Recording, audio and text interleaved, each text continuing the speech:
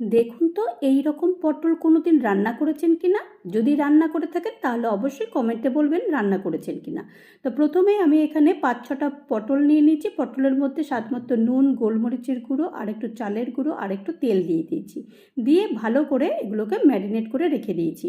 গ্যাসে কড়াই বসিয়ে দিয়ে 1 চামচ তেল দিয়ে তারপরে এর মধ্যে কিছু বাদাম দিয়েছি, পোস্ত দিয়েছি, জিরে দিয়েছি আর একটু মৌরি দিয়েছি আর 2টো কাঁচা লঙ্কা দিয়েছি। দিয়ে ভালো করে একটু নেড়ে চেড়ে মিক্সিং জারের মধ্যে নিয়ে নিয়েছি।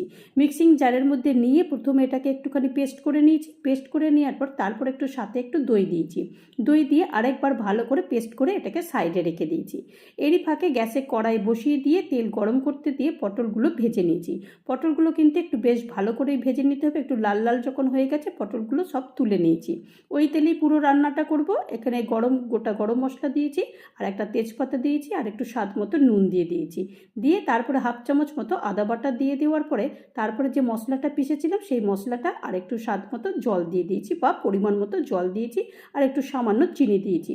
যেই একটু ঝোলটা ফুটে গেছে তখনই এই পটলগুলো দিয়ে ঢাকনাটা বন্ধ করে দিয়েছি। এখানে ছোট প্যান নিয়েছি, একটু ঘি নিয়েছি, মেথি নিয়েছি, সর্ষে নিয়েছি, কাঁচা লঙ্কা নিয়েছি আর পাকা লঙ্কা বা শুকনো লঙ্কা নিয়েছি। নিয়ে এটা একটু ভাজা ভাজা করার পর তারপরে এই ঝোলের মধ্যে দিয়ে দিয়েছি। দিয়ে ওপর থেকে একটু ধনেপাতার কুচি ছড়িয়ে দিয়ে ব্যাস গরম গরম ভাতের সঙ্গে পরিবেশন করে দেখুন। ভালো লাগলে লাইক করবেন।